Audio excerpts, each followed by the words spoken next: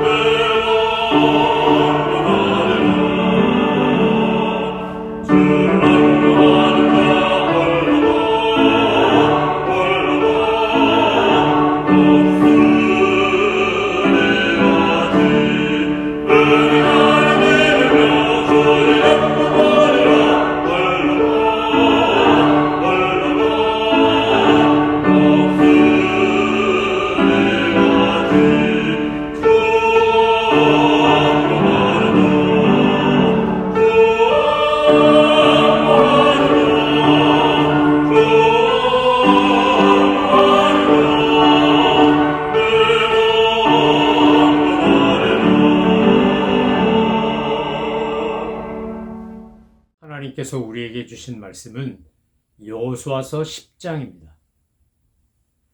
여호수아서 10장은 기브온 사람들에게 속아서 계약을 맺었지만 그 맺은 약속을 신실하게 지키고자 했던 이스라엘 사람들, 여호수아를 비롯한 장로들과 백성들이 하나님 앞에서 자신들이 하나님 앞에 한 서약을 온전히 지키고자 했을 때 어떤 은혜와 복을 주시는지를 보여주고 있습니다.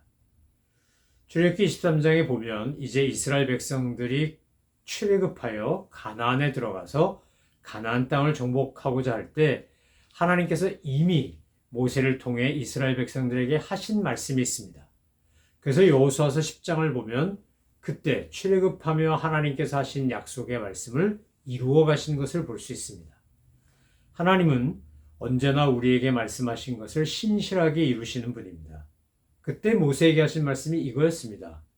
만약 너희가 가나안 땅을 정복하는데 급하게 정복하면 그 땅이 황폐해질 것이고 황폐해지고 나면 그 땅을 회복하는데 너무 오랜 시간이 걸리기 때문에 내가 천천히 할 수 있을 만큼 너희가 정복하고 정착하고 살아갈 수 있을 만큼의 속도를 가지고 가나안 땅을 정복하게 하겠다는 것이었습니다.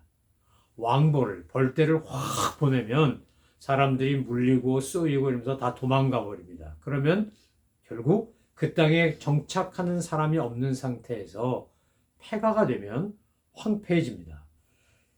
여호수아서 10장을 읽어보면 하나님께서 이제 여리고를 비롯하여 요단강 서편 땅을 차지하는데 막 속도전을 하시는 게 아니라 지구전을 하시는 것처럼 느껴집니다. 이유는 바로 그들이 가나안 땅을 정복하면서 그 땅의 진정한 주인이 되어 살아갈 수 있도록 속도를 조정하시는 겁니다. 저와 여러분이 인생을 살면서 마음이 막 급하고 우리가 뭔가를 간절히 원하고 단기간에 됐으면 좋겠고 할 때 하나님께서 뜸들이기를 하시면 그 속에는 우리를 향한 하나님의 엄청난 사랑의 배려가 있음을 깨닫고 알아가시기를 소망합니다. 내 속도대로, 내 마음대로. 저도 꽤나 성격이 바쁜 사람입니다. 급한 사람입니다. 한국 사람들 대부분이 얼마나 성격이 급한지 모릅니다.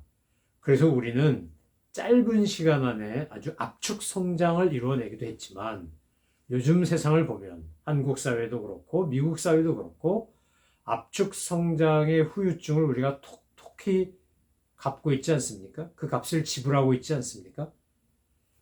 미국 사회 살면서 우리는 인종 문제의 이 멍에를 벗기가 얼마나 힘든지 모릅니다. 만약에 남부에서 아프리카에서 흑인을 잡아다가 마구 노예로 부려먹으며 대규모 플랜테이션을 하지 않고 착실하게 차근차근 자연농법으로 농업을 했다면 지금 미국이 앓고 있는 이런 흑백 간의 갈등이라든지 인종 갈등 같은 거 없었을 겁니다.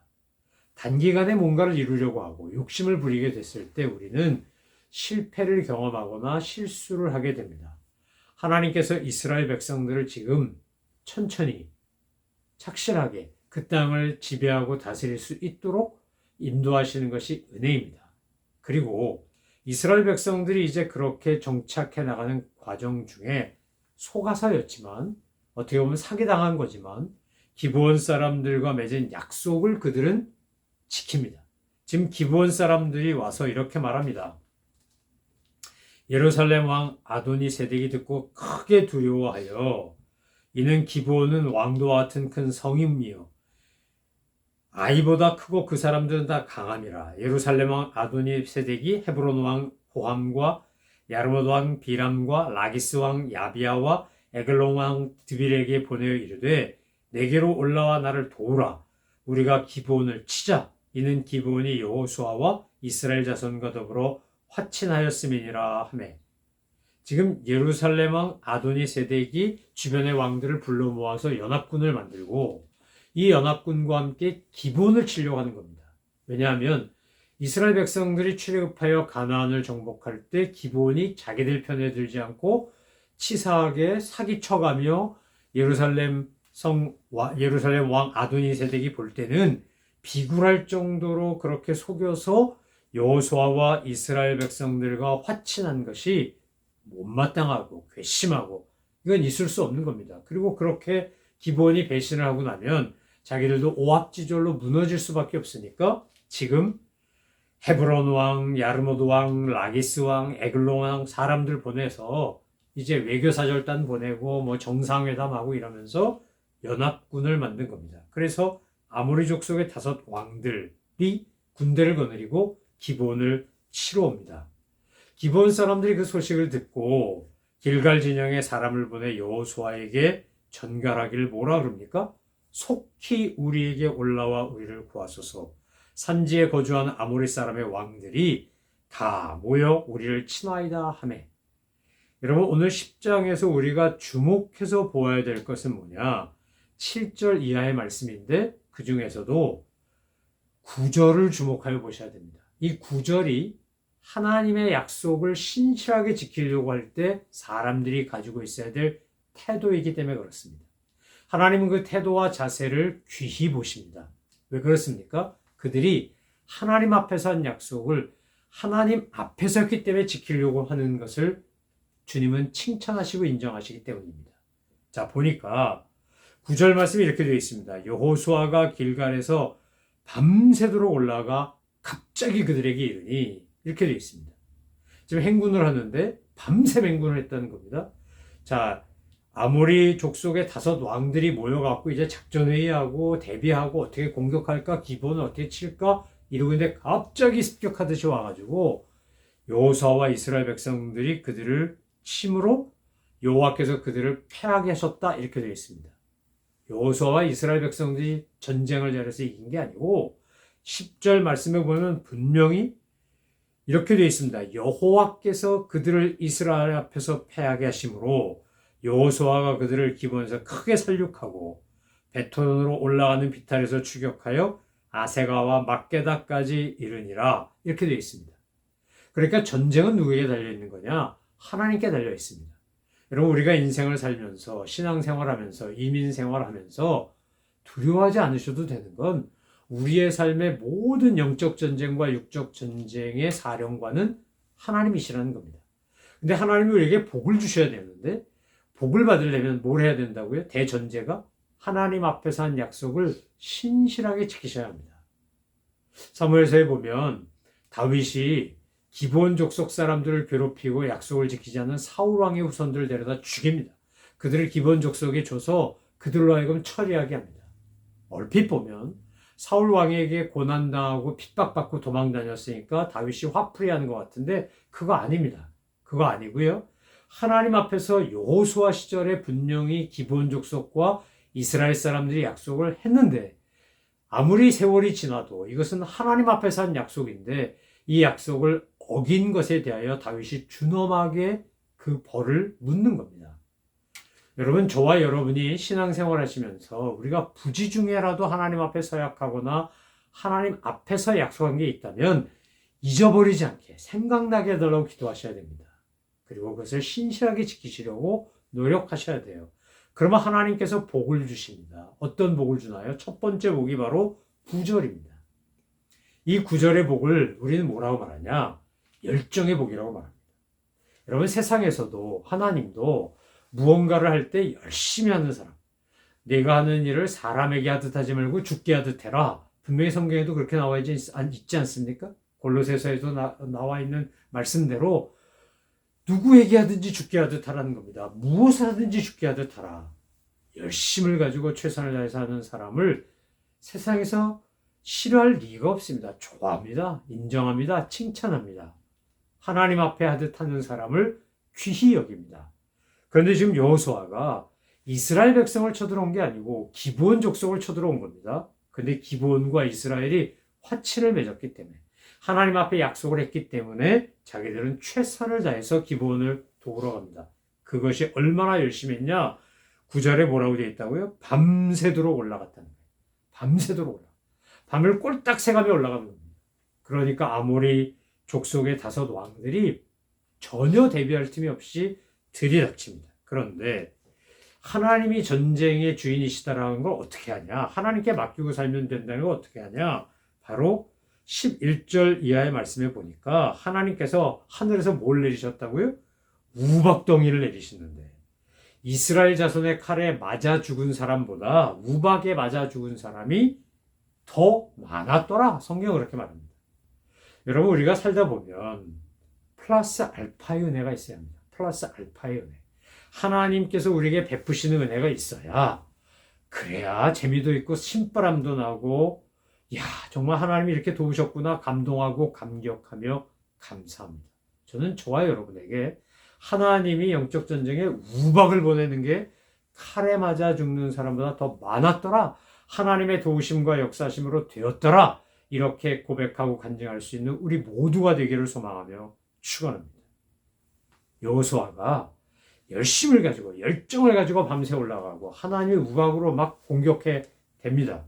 그런데 12절 말씀에 보면 여기서 여호수아의 믿음의 복이 나옵니다. 여러분 열정의 복과 하나님이 도우시는 이 플러스 알파의 복 플러스 더해야 될 게 있는데 그게 뭐냐면 믿음의 복입니다. 12절 이하의 말씀에 보니까 여호수아가 하나님 앞에 기도하는데 이렇게 기도합니다. 태양아 너는 기브온 위에 머무르라. 달아 너도 야일론 골짜기에 그리할지어다 하매 태양이 머물고 달이 멈추기를 백성이 그 대적의 원수를 갚기까지 하였느니라. 야셀의 책에 보니까 뭐라고 되어 있다고요? 태양이 중천에 머물러서 거의 종일토록 속히 내려가지 아니하였다고 기록되지 아니하였느냐? 아니 여호수아가 아모리 족속을 치는데 이게 어두워지면 안 되니까 태양아 멈춰라, 달아 멈춰서라. 여러분 그렇게 기도해 보셨습니까? 오늘 성경은 뭐라고 말합니까? 여호와께서 사람의 목소리를 들으신 이 같은 날은 전에도 없었고 후에도 없었나니 이는 여호와께서 이스라엘을 위하여 싸우셨음이니라. 여호수아서 10장을 읽고 있노라면요, 막 온몸에 전율이 쫙쫙 흐릅니다. 그리고 이런 소망을 가지고 기도하게 됩니다. 하나님, 저도 여호수아처럼 담대히 기도할 수 있게 해주시고 여호수아처럼 기도했더니 태양이 멈추고 달이 멈추는 역사와 기적을 경험하며 살게 해주옵소서. 저는 저와 여러분이 이 여호수아의 믿음을 본받아 이렇게 기도할 수 있는 믿음의 용사 되기를 바랍니다. 뿐만 아니라 여러분이 그렇게 기도했더니 하나님께서 역사하셨더라 라고 하는 분명한 간증이 저와 여러분의 삶에 날마다 있게 되기를 소망합니다. 시작이 뭐라고요? 열정의 복, 은혜의 복, 믿음의 복, 이 세 가지 복을 받았는데 이 복의 시작은 하나님 앞에서 한 약속을 신실하게 지키려고 했던 그 믿음의 결단과 헌신이었다는 거예요. 하나님 앞에서 한 약속이기 때문에, 사람끼리 한 약속이 아니라 하나님 앞에서 한 약속이었기 때문에 그 약속을 지키려고 하는 여호수아와 이스라엘 백성에게 하나님께서 이렇게 열정의 복도 주시고 보너스 은혜의 복도 주시고 그리고 기도에 응답된 이 믿음의 복도 주신 겁니다. 저는 저와 여러분의 삶에 이 복이 날마다 넘쳐나기를 주님의 이름으로 축원합니다. 기도하겠습니다. 하나님 아버지, 저희들로 하여금 열정의 복, 은혜의 복, 믿음의 복을 누리며 기적을 맛보며 사는, 기적이 일상이 되는 저희들 되게 하여 주옵소서. 감사드리며 예수 그리스도의 이름으로 기도 올려옵나이다. 아멘. 하늘에 계신 우리 아버지, 아버지의 이름을 거룩하게 하시며 아버지의 나라가 오게 하시며 아버지의 뜻이 하늘에서와 같이 땅에서도 이루어지게 하소서. 오늘 우리에게 일용할 양식을 주시고 우리가 우리에게 잘못한 사람을 용서해 준 것 같이 우리 죄를 용서하여 주시고 우리를 시험에 빠지지 않게 하시고 악에서 구하소서. 나라와 권능과 영광이 영원히 아버지의 것입니다. 아멘.